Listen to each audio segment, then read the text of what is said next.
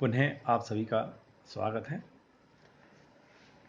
आचार्य केशव के जो प्रथम पद है वह सरस्वती वंदना से संबंधित है, जिसे रामचंद्रिका नामक प्रबंध काव्य से लिया गया है।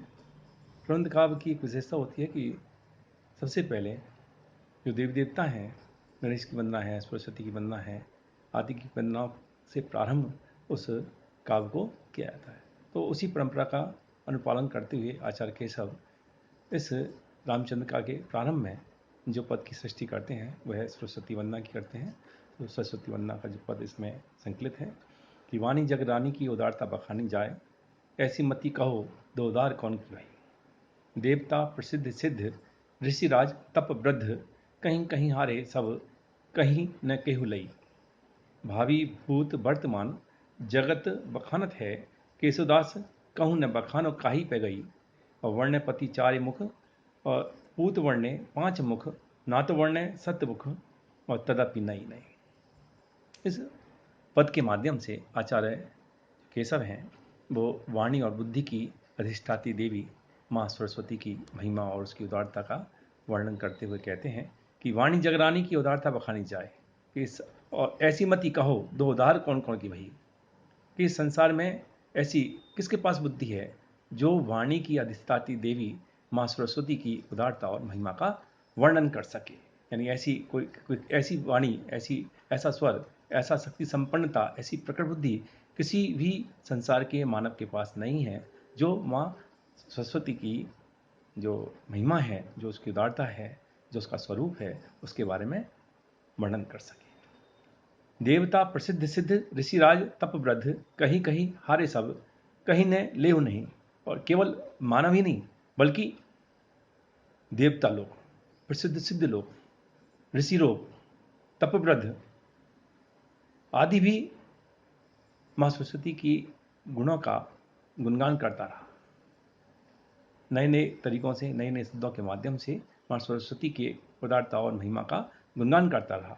लेकिन कहीं कहीं हारे सब कहीं ने केहू लई, लेकिन वे भी कह कर करके हार गए।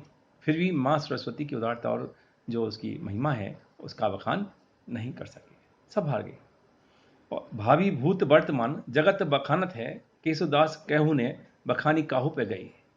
और केवल यही नहीं कि मानव और देवता लोगों के द्वारा ही माँ सरस्वती की वंदना की गई हो या उसकी जो बखान किया गया हो, वरन भावी यानी अतीत में भी अनेक लोगों ने, अनेक विद्वानों ने, अनेक ऋषियों ने माँ सरस्वती की वंदना और महिमा का बखान किया, वर्तमान में भी कर रहे हैं और भविष्य में भी माँ सरस्वती की महिमा और उदारता का बखान करते रहेंगे। लेकिन कोई भी ऐसा नहीं है जो माँ सरस्वती की पूर्ण रूप से उसकी उदारता और महिमा का बखान कर सके। केशुदास केहूं न बखानी कहू पे गई। अच्छा, वर्णे पति चार मुख और पूत वर्णे पांच मुख, नाती वर्णे 60 मुख, तदपि नहीं नहीं। और पौराणिक आख्यानों में भी ये दिखाई देता है। माँ सरस्वती की वंदना, वर्णे पति चार मुख, माँ सरस्वती के जो पति हैं वो अपने चार मुखों से, ब्रह्म, और पूत वर्ण पांच मुख, और जो उनके पुत्र हैं शिव जी वो अपने पांच मुखों से, और नाती वर्ण 60 मुख, और जो नाती 6 मुखों से जो कार्तिकेय हैं वो अपने 6 मुखों से माँ सरस्वती की महिमा और उदारता का बखान करते हैं। फिर भी माँ सरस्वती का जो स्वरूप है वह नित्य नवीन बदलता रहता है। तदपि नई नई, यानी उसकी जो नवीनता है वह निरंतर बनी रहती है। इस कारण से कोई भी उनकी संपूर्णता के साथ उनकी महिमा और उदारता का बखान करने में अपने आप को असमर्थ पाता है। दूसरा जो पद है वह राम वंदना है। पूरन पुराण अरु पूरन पुराण परी, पूरन बतावे न बतावे और उक्ति को दर्शन देत, जिन्हें दर्शन समझू ने नीति नीति कहे, विद छाड़ी आन उक्ति को। जानी है केशवदास अनुदिन राम राम, रटत रहत ने डरत पुण्य रुक्ति को। और रूप देही अनिमाई, गुण देही गरिमाही, और भक्ति देही महिमाई, नाम देही मुक्ति को।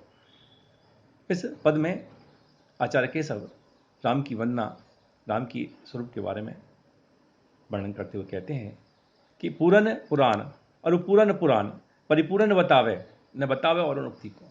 ये संसार के जो मानव हैं, सभी प्रकार के जो प्राचीन पुराण ग्रंथ हैं और जो आत्मपुरुष लोग हैं, यानी सिद्ध पुरुष हैं, तपोव्रत हैं, ऋषि मुनि हैं, ये सभी केवल श्री राम को ही पूर्ण पुरुष के रूप में, पूर्ण ब्रह्म के रूप में, परमात्मा के रूप में स्वीकार करते हैं और किसी बात को नहीं कहते। बतावन्य और उक्ति को, यानी और किसी कथन को वह नहीं कहते हैं। श्री राम को ही वह पूर्ण ब्रह्म के रूप में, पूर्ण परमात्मा के रूप में स्वीकार करते हैं। दर्शन देत जिन्हें दर्शन समझने, नीति नीति कहे वेद, छाड़ी और उक्ति को। दर्शन देत, वे अपने भक्तों को, जो निश्चल सहृदय भक्त हैं, उनको वो सहज में ही भक्ति दे देते हैं, अपने दर्शनों का लाभ देते हैं। और जिन्हें दर्शन समझने, वेदांत, योग, सांख्य आदि जो दर्शन हैं, जिन श्री राम के स्वरूप को समझने में असमर्थ हैं, ऐसे राम अपने भक्तों को सहज ही दर्शन दे देते हैं।